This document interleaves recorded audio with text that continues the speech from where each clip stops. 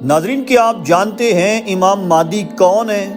وہ کب آئیں گے؟ ان کے بارے میں ہمارے پیارے نبی صلی اللہ علیہ وآلہ وسلم نے کیا فرمایا اور ان کے ظہور کی کون سی نشانیاں پوری ہو چکی ہیں؟ یہ جاننے کے لیے ویڈیو کو مکمل ضرور دیکھیں۔ ناظرین، ہمارے پاک نبی صلی اللہ علیہ وآلہ وسلم نے ارشاد فرمایا، یہ دنیا اس وقت تک ختم نہیں ہوگی جب تک عرب کا بادشاہ ایسا شخص نہ ہو جو مجھ سے یا میرے اہل بیت سے ہو۔ اس کا نام میرے نام پہ ہوگا، اس کے والد کا نام میرے والد جیسا ہوگا، وہ ہر جگہ عدل و انصاف کو فروغ دے گا، جبکہ زمین پہ ظلم و ستم اور ناانصافی کا راج ہوگا۔ ناظرین، امام مہدی علیہ السلام کا نام محمد ہوگا اور آپ کے والد کا نام عبداللہ ہوگا۔ جیسا کہ حدیث مبارکہ میں بتایا گیا ہے، وہ اس دنیا کے بادشاہ ہوں گے، اخلاق و عادات اور آداب میں اعلیٰ درجے پر فائز ہوں گے۔ حدیث مبارکہ میں ہے، ہمارے پاک نبی صلی اللہ علیہ وآلہ وسلم نے ارشاد فرمایا، مہدی میرے جیسا ہوگا، 7 سال حکومت کرے گا۔ ماہ رمضان میں لوگ کعبہ کے طواف میں مصروف ہوں گے، جب وہاں موجود اولیاء حضرت امام مہدی کو پہچان کر ان سے بیعت کی درخواست کریں گے۔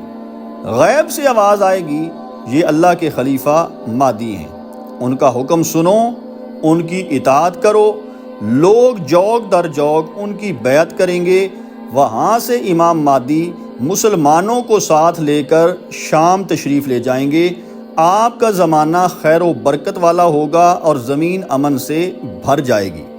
حضرت عبداللہ ابن عمر سے روایت ہے کہ کریم نبی صلی اللہ علیہ وآلہ وسلم نے ارشاد فرمایا، امام مہدی تشریف لائیں گے، ان کے سر پر عمامہ ہوگا، ایک اعلان کرنے والا آواز بلند کرتے ہوئے آئے گا کہ یہ مہدی ہیں جو اللہ کے خلیفہ ہیں، لہٰذا تم ان کی پیروی کرو، اور حضرت امام مہدی علیہ السلام کی حکومت 7 سال تک قائم رہے گی۔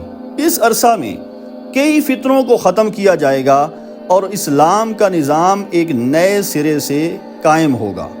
ناظرین، مسلمان امام مہدی کی قیادت میں عیسائیوں اور یہودیوں سے ٹکرائیں گے تو اللہ تعالیٰ 2 طرف سے مدد بھیجے گا۔ ایک مدد تو حضرت عیسیٰ علیہ السلام کی شکل میں آئے گی، جنہیں یہودیوں نے اپنے خیال سے سولی پہ چڑھا دیا، لیکن حقیقت میں اللہ تعالیٰ نے حضرت عیسیٰ علیہ السلام کو زندہ اپنی طرف اٹھا لیا، اور صحیح احادیث سے ثابت ہے انہیں دوبارہ زمین پر بھیجا جائے گا۔ اس وقت دجال کا فتنہ پھیلا ہوا ہوگا، جو سب سے خطرناک فتنہ ہوگا۔ دجال خود مسیح ہونے کا دعویٰ کر رہا ہوگا اور حضرت عیسیٰ علیہ السلام دجال کو قتل کر دیں گے۔ لیکن ایک اور حدیث سے پتہ چلتا ہے کہ امام مہدی علیہ السلام کی مدد کے لیے مشرق سے فوجیں آئیں گی۔ اب سوال یہ ہے کہ مشرق سے کون سا علاقہ مراد ہے اور کون سی فوجیں آئیں گی جو اسلامی نظام کے قیام کے لیے امام مہدی علیہ السلام کی مدد کریں گی؟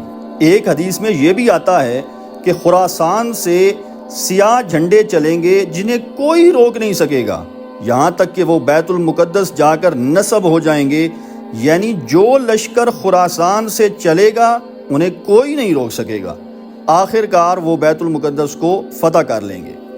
یاد رکھیں، قدیم زمانے میں سندھ ایک الگ ملک تھا جس میں موجودہ پنجاب بھی شامل تھا، اور تھر صحرا سے آگے جو علاقہ ہے وہ ہند تھا۔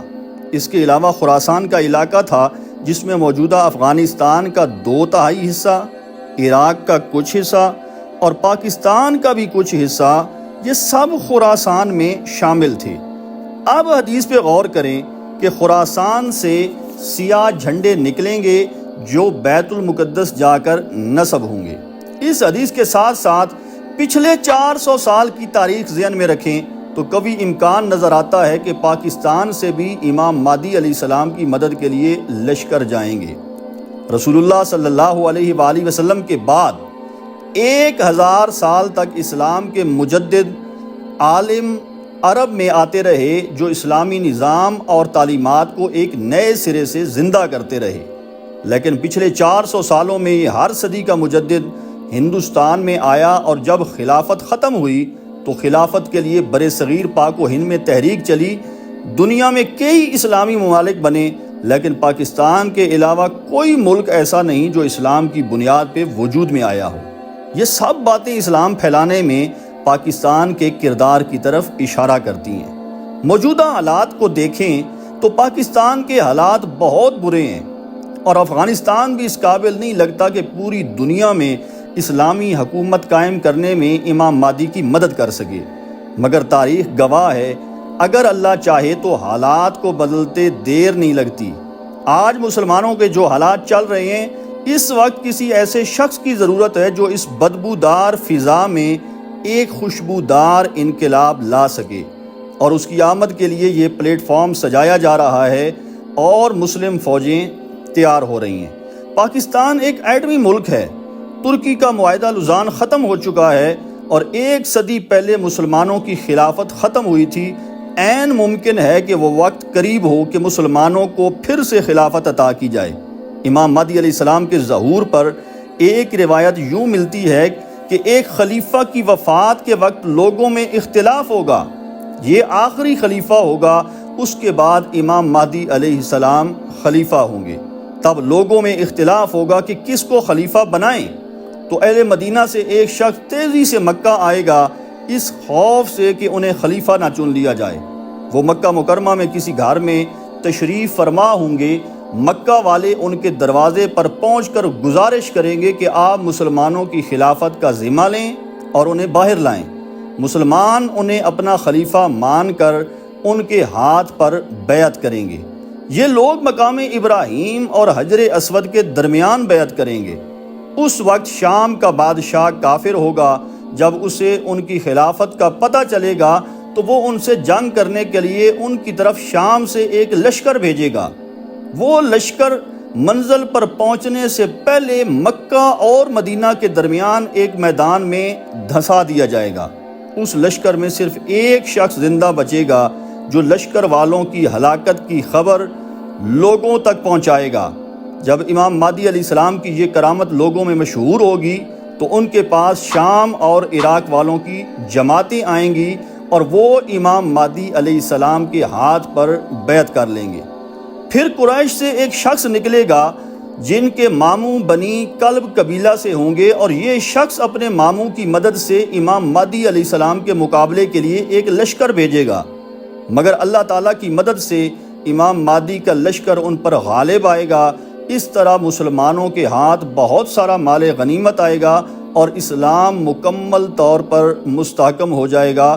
امام مہدی علیہ السلام کے ہوتے ہوئے حضرت عیسیٰ علیہ السلام آئیں گے، دجال کو قتل کر دیں گے۔ اس سے پتہ چلتا ہے کہ امام مہدی علیہ السلام قرب قیامت آخری زمانے میں تشریف لائیں گے۔